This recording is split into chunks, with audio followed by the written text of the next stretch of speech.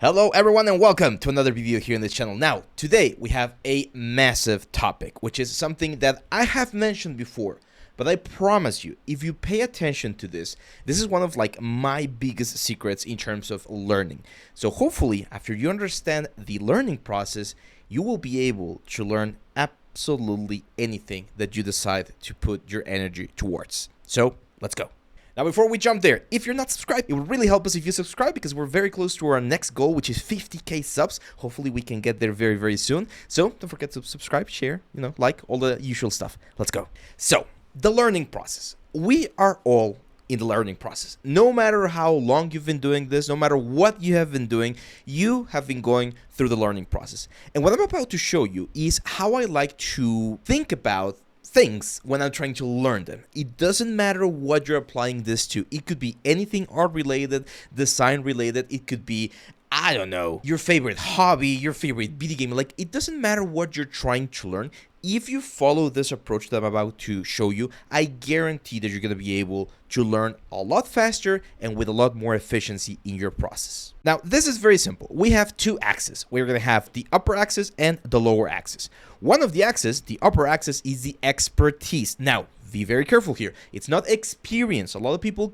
tend to compare experience with expertise, and it's not the exact same thing. Yes, they are related. The more experience you get, usually the more expertise you're going to get, but not always, and I'm going to explain why in just a second. The other line is going to be, of course, time. How long have you been trying to learn something? How long have you been working on improving a specific skill? So this is going to be our x-axis, right, time, and our y-axis is going to be expertise. Now, we're going to divide this into three main blocks, or what I like to call three main blocks. And this is what I tell every time I start a new class at university. I show this graph to my students because this is the graph that really puts into perspective how you're going to be able to approach the whole learning process. Like if you're just getting into university or your college or whatever, and you're starting to learn anything new, I believe this puts things quite into perspective. So here's where the fun starts. The three main brackets that we're going to be dividing this thing into is noob, proficient, and professional. See how I'm not using the usual terms that you see in CVs and things like that, like junior, senior, and mid-level artists. That valuation or that sort of graph is very important for the, let's say, studio work or for any sort of entrepreneurial thing, but it's not really a one-to-one reflection of your skills. I've seen people who have senior level stuff that are really, really good, and some that might not be very, very good, right? I've seen new people or junior level artists that are freaking amazing. You've seen some of them in our portfolio reviews. Like, dude, how are you doing this thing in just a couple of years, right? So seniority, that's why I mentioned experience, doesn't always match with your level of expertise in the softwares or in the things or in the skills that you have, okay? Keep that in mind. Now, the noob player, the noob artist, the noob learner of any skill, again, this applies to anything, I would say is usually the first 1 to 2 years of one thing. You might be like, what? 1 to 2 years? Yes, that's usually how much it should take you to master a skill to a level that you are proficient with. Now, does that mean that you're going to have to wait 2 years before you get your first gig or your first chance at the studio or something like that? Not necessarily. I'm going to give you a little bit of a story in just a second, but it's usually the amount of time that you require to spend working on something until you are, again, proficient with it. In terms of hour, I would say these are about 1K hours, okay? So you're gonna have to dedicate at least 1,000 hours on a specific skill set, let's say character artist, environment artist, any sort of 3D role, for you to be, again, making the jump from noob to proficient. But in this case, there's something very, very funny that happens, and it's what I like to call the steep learning curve, which is this thing right here. So when we're first starting, right, when we're first learning anything, the first time you open ZBrush, the first time you open any software out there, you're like, what the hell is this? I don't understand anything. I don't know what these things do. I don't know what the process is, right? And it's a continuous struggle against the tool. This is what, to me, defines someone that's just learning. And I know I'm using the sort of despective term noob, but it's nothing despective about it. It's just part of the process. So when you're a noob, you're literally fighting against the software. It crashes all the time. You don't know what you're doing wrong. You just mess up the process or the workflow, and something's just not working. Maps are not connected properly. Your topology sucks. There's so many things that you are learning about. But what I love about the noob phase, and this is why one of the things that I love the most is teaching the basics or the fundamentals of the programs, is because in this phase you can learn so freaking nothing much. And you guys, if you've been doing 3D for a while, you are a perfect example of this. The first day you opened, let's say, Blender, right, and you were following the donut tutorial or whatever, you felt lost. Like, you didn't know what vertex painting was, you didn't know what faces and edges were, right? But just think about what happened in 1 month after you every day kept going on this particular skill, and now all of those things easy to do, easy to follow, and now you're focusing on more advanced things, right? So during the noob stage, during the early stages, the junior stages, if you wish, you're gonna learn so much. And the best advice that I can give you here, remember I told you that I was gonna give you some skills here, is quantity, guys, okay? Quantity. I know there's this huge talk about, oh, you should always focus on quality. Everything should be high quality. Yes, but there's a moment to do that. Right now, in these early stages of your learning experience, my personal advice, and again, from my personal experience and perspective, is to focus on quantity. Do a lot of exercises, do a lot of tests, do a lot of trial and errors, because the more you fail, the more you will learn, right? Every single fail that you commit, every single thing that goes wrong, you're going to learn something from that. So if you focus on doing, let's say, again, on this first year, just 4 projects, right? Like 6 months per project, it's gonna be a little bit tricky. So either you speed it up and you try to do more projects quickly, or you try to find a way to make those projects in such a way that allows you to learn a lot of stuff quickly. This phase right here, the noob phase, you should be focusing on quantity over quality, right? Because again, you're learning the tools, you're learning the process, you're learning the workflows. Now, a question we're gonna get is, okay, what kind of props should I be doing? I'm just learning 3D. What kind of stuff should I focus on? This is stuff right here. Like, if you're just in your first couple of months doing 3D, this is the kind of stuff that you should be doing. Barrels, boxes, crates, a couple of like cool little things, a sword, an axe. And then as you keep gaining more and more experience, right, more and more expertise, you can jump into something that's a little bit more complicated, like this cool lantern right here, or maybe a little bit of a billboard, or that tent. Every single little thing that you do, you're gonna be able to learn more stuff and use that for future projects. The number one mistake that I see in my students, and I actually do this a little bit on purpose when I'm teaching like classes, I always tell them, pick 10 different concepts, and then from those concepts we're gonna sort of like filter them out, and you're gonna pick the concept that you want to do for your final exam, right, on our terms. And the most common thing that I see is that they pick things that are too ambitious. Very common thing. So they're gonna be like, oh, this could be the first time they're doing like Maya or Blender, and they'll pick this freaking like grenade launcher or whatever. Is it doable for someone that has never done 3D before? Yeah, sure, but you're gonna have to spend a lot of time and a lot of energy solving and troubleshooting things that might be easier if you start with something that's, you know, a little bit simpler. Now, don't get me wrong, I'm not gonna recommend that you go and do something like this. This is something that you can do in the first week of your 3D like adventure, right? In your 3D learning process. Like, don't go with something that's way too easy, that's not gonna challenge you. It should be a balance, and you're gonna learn about this balance, especially as you keep growing and growing as an artist. You're gonna be able to really pinpoint when something's a little bit out or a little bit ahead of your skills, and when something's like way too easy. So first advice in this early stages, focus on quantity, do a lot of stuff, explore a lot of things, because one more thing that's going to happen, and this is super important, I'm actually going to go full screen with this. You might be going into this particular career or this particular like skills looking for something. You might be like, hey, I really want to be a character artist, or I really want to be an environment artist, or I really want to be an animator. But if you explore and do small little things here and there, you might find a specific niche and be like, oh damn, like I really like doing effects, or I really like doing simulations, or I really like doing texture work, like material iteration and things like that. Maybe you really like doing concepting. So if you find specific things by trying all of these different elements, then you're going to be able to shorten the gap between being a noob and being proficient at the skill, because you're going to quickly identify, one, the things you're good at, and two, the things that you like. If you find those two things, things that you're good at and things that you like, you're going to be able to really narrow your options and focus specifically on what you need to learn, okay? So that's the phase, again, of the noob. Again, you might ask me, hey, can I shorten this? Can I do this not in 1 or 2 years, but maybe 6 months, 8 months? Totally doable. I'm gonna be honest, you know how the industry is nowadays. The skill level, like floor, is very high compared to where it was 10 years ago. You need to have a really good portfolio to just get in, and then once you have that, you need to really keep up learning and keep up improving to maintain that sort of like quality level. So It's a lot harder than it was a couple of years ago, but there's also way more tools that we have are available to us, right? I told you I was going to tell you a little story. The first time I started working on the project, and I've mentioned this before, it was a Facebook game called Utopia, way back in the day. And I did that by taking a 3-month intensive course at a local academy here in Mexico. After that, I had the necessary skills, if you can call them skills at that point, to join a little studio. Well, no, it was not a little studio. It's one of the big studios here in Mexico, actually. But it was one outsourced studio that I joined, and I was able to do a little bit of work, right? But again, the quality bars, the requirements were way different. This is 14 years ago, okay? So now, if you're watching this in 2025, of course it's going to be a lot more challenging. But that doesn't mean that you cannot shorten this distance. If you don't want to wait 2 years to polish your skills, then what you're going to have to do is invest more time. Remember, we had this bar right here, time. So the more time you invest, you could probably narrow this down to, again, like a year or like 8 months. There are some programs out there in different schools, some programs out there that will try to do this in a relatively short period of time.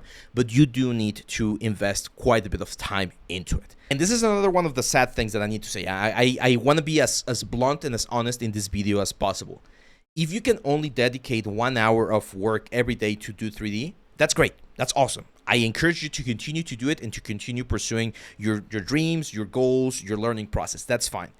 But we got to be honest. There's people out there who are doing 4 hours, 6 hours, 8 hours, 10 hours. When I was back at school, I was doing about 10 to 12 hours every single day. I arrived at 9 a.m. for my first class and got back home at 1 a.m. when the school closed. So I was doing a lot of time, right? A lot of time just like immersed in that world.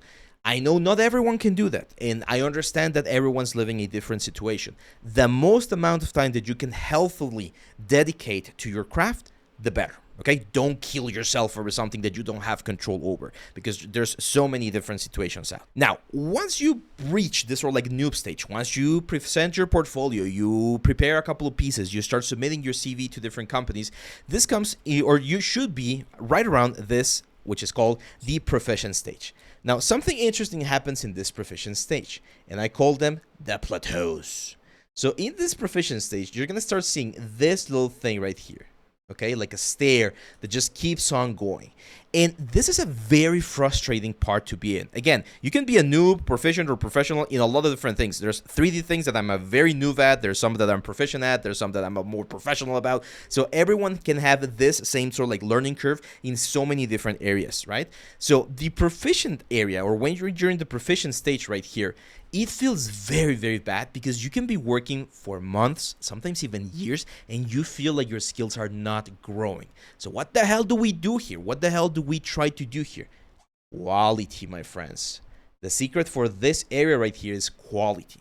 So at this point, you're like, okay, let's say I'm a character artist, and I can see that my anatomy is a little bit, iffy here and there. What can I do? I'm going to focus on the next project, which is going to be a longer project. Instead of doing projects that are going to take me a couple of days or maybe a week, I'm going to try to do projects that are going to take me like a month or a couple of months, right? And I'm going to really focus on just nailing down one particular thing. And you can go into ArtStation and again, look at the pros, like the portfolios from really, really like top artists, right? Like the best of the best. And you're going to see that every now and then they're going to have things like studies. It's like, hey, I did this anatomy study. And it's like this masterpiece of Michelangelo replica or whatever. Hey, it took them several weeks, probably months, to really nail down and polish their anatomy at that particular point in their story, right? Or in the history, to be able to break through these things right here. In this particular stage, this is where reaching out to others who are in your similar like level or above you is really, really good, because we become a little bit blindsided at this point, and we think that we're, again, proficient at a lot of things, but we always have a blind spot, right? So we don't really see what we're missing. So here's where getting a mentor, for instance, or talking to someone, going and learning about one specific pipeline, tool, or workflow can be very, very important. But you're going to see, again, as you grow as an artist, that your growth spurts, let's call them that way, are going to be less intense than when you were a noob. When you were a noob, everything is new. Every single tool that you learn is just one extra little cool thing that you can add to your pipeline, right? At this point, you're going to know a lot. You're going to be proficient, right? You're going to be probably employed at the studio or working on your own stuff. And if that's the case, then you need to really be very self-conscious about this. I talked about this on the last portfolio tips video. You need to be very self-conscious and be like, what am I really missing?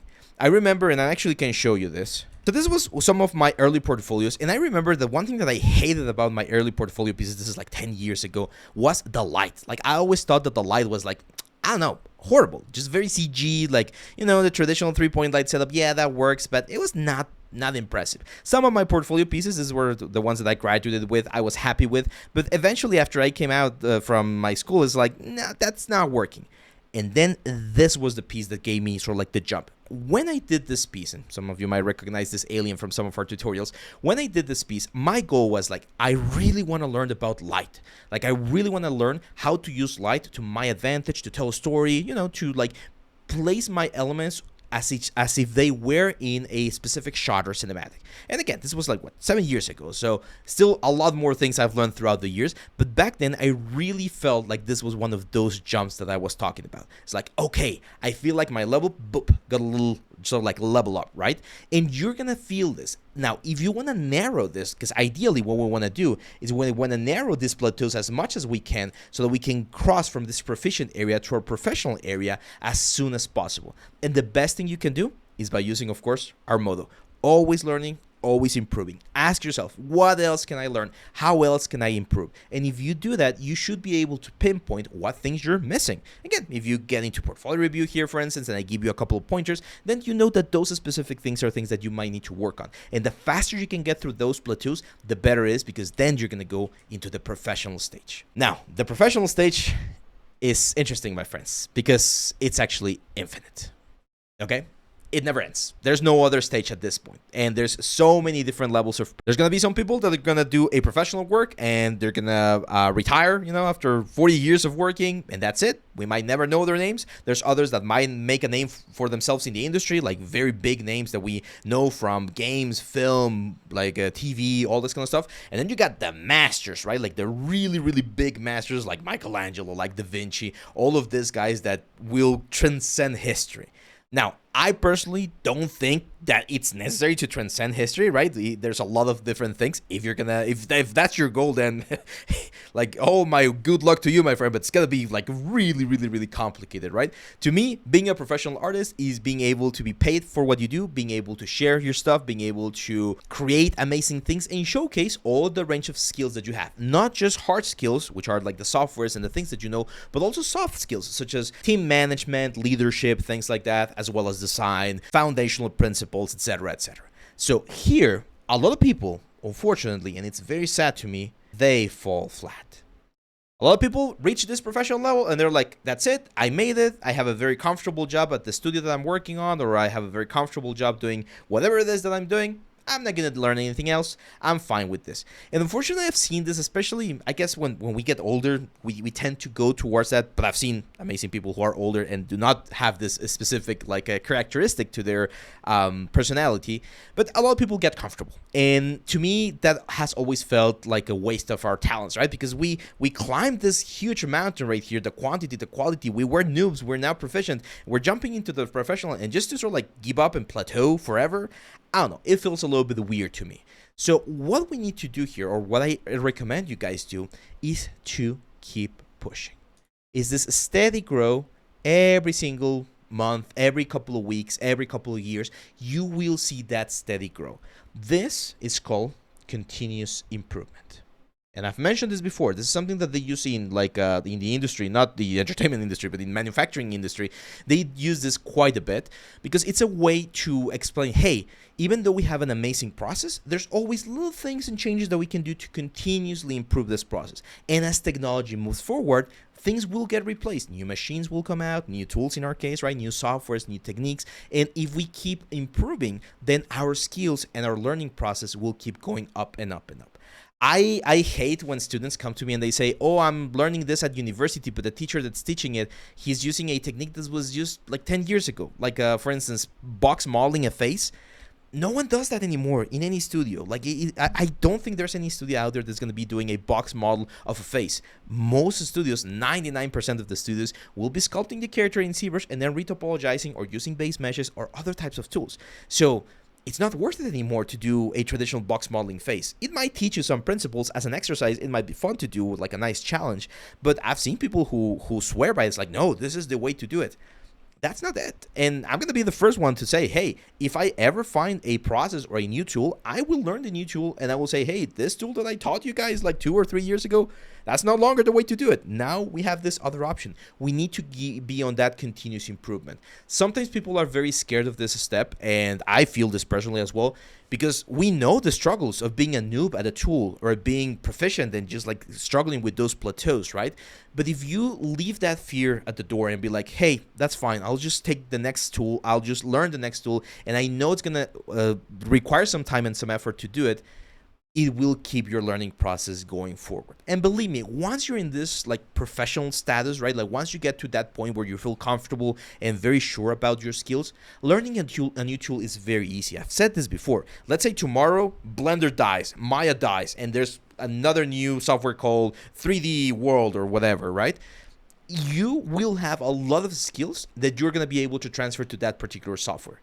Like all of the foundational skills, all of the understanding of form, gesture, anatomy, textures, values, hue, saturation, right? Like all of the principles of art can be applied to so many different things. That's why I'm so insistent, guys, that on this stage, you need to learn about those things. During your noob years, during your proficient years, you need to learn about these particular skills, because those are the skills that are going to really allow you to push forward, okay? So this is it, guys. This is the learning process. This is what I like to do. But now, to close this video, I'm going to show you a little example of how I would apply this to something completely like different, right? Let's say you want to learn rigging.